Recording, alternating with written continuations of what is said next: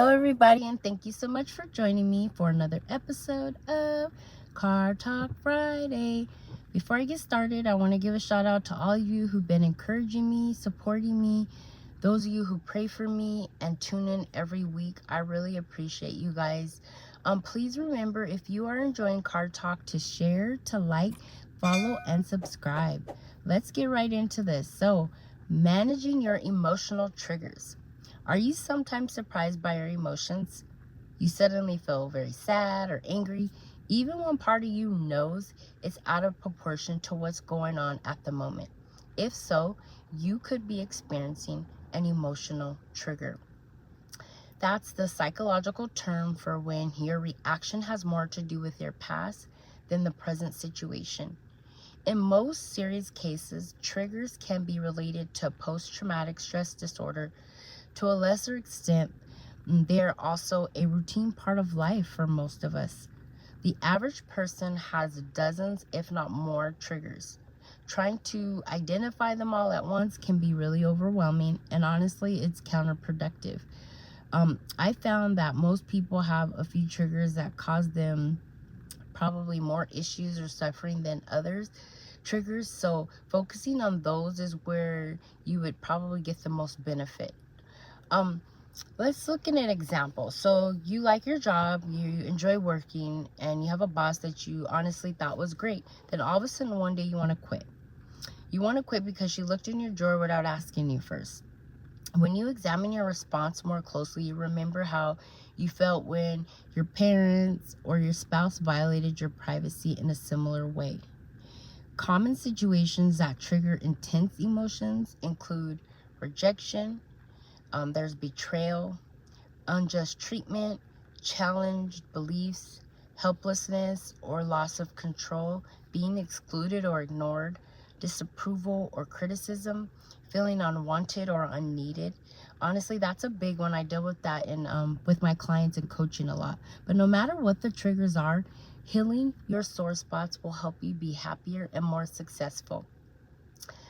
Identifying your story triggering is honestly not about what's being said or done. It's about the story that you're telling yourself about what it means. So honestly, you got to remember that. But I want to give you some strategies for dealing with emotional triggers. Short-term strategies for dealing with emotional triggers. While triggers are honestly common, they can still cause some issues. You want to avoid outbursts that could derail your career or your relationships that you honestly care about and cherish. So number one, slow down. Resist the impulse to react immediately. Give yourself time to think things through. Count to 10 or take a walk around the block. Honestly, that really does help. Number two, breathe deeply. The way you breathe can help you soothe yourself, and clarifying your thinking is super important. Just the regular inhale through your nose, out through your mouth. It honestly really helps to relax you. It's underestimated, but it works. Number three, distract yourself. If you are still feeling overwhelmed, you may want to think about something else until you're in a better place. Repeat positive affirmations or plan what you're going to do for the weekend or make for dinner, but just take your mind off of it.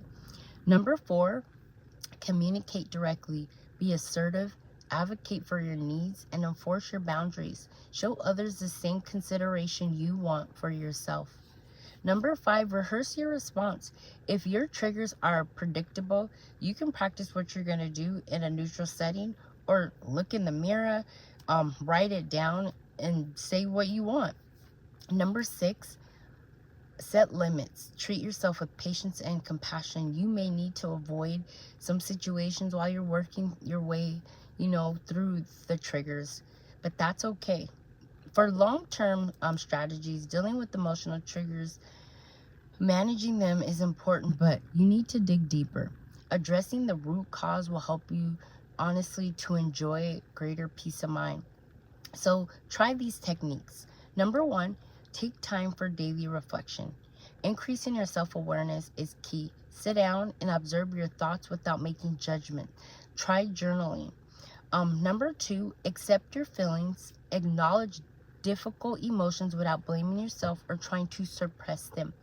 You got to stay connected with how you're feeling throughout the day. It's super important because it really does help to identify these things. And I got this off of number 3. It's called tcpdf.org. And it says, tolerate uncertainty. Triggers often involve feeling helpless. Face the reality that some things are beyond your control and devote your energy to the areas in your life where you can make positive changes. I thought that was really great, so I wanted to add that in there. And number 4, seek support. When you're ready, talk about your triggers with somebody that you trust. Let your family and friends know how they can help you. Developing close relationship also gives you a sense of security that can make triggers less intense. And number 5, show respect. Honestly, describing someone as being triggered is sometimes an insult used to dismiss their experiences. Validating others creates a healthier environment for each of us. It really does. Number 6, consider counseling or hiring a life coach for more assistance. You may need to speak with a mental health professional. They can give you greater insights into your behavior and teach you valuable coping skills. Talk to your doctor. Maybe he can refer somebody to you. And there's many organizations out there that can, lead you into the right directions. But triggers are stubborn, but you can also develop the skills to manage them. I want you to remember, empower yourself by taking care of your emotional health. It's super important. And before I go, I want to acknowledge that March is Women's History Month. It's important to learn more about that and uplift the experience of all women every single day. So I'm inviting you to send a picture, to share a small video of a woman in your life who has inspired you, who has encouraged you, maybe someone you look up to. I want you to acknowledge them. Next week I am doing an episode and I'm going to have some guests on there. I want to honor some women that has been instrumental and important in my life and whom helped make a difference. So please share your pictures, share your videos so we can share them with the world. And hey, until next time, remember, you are enough.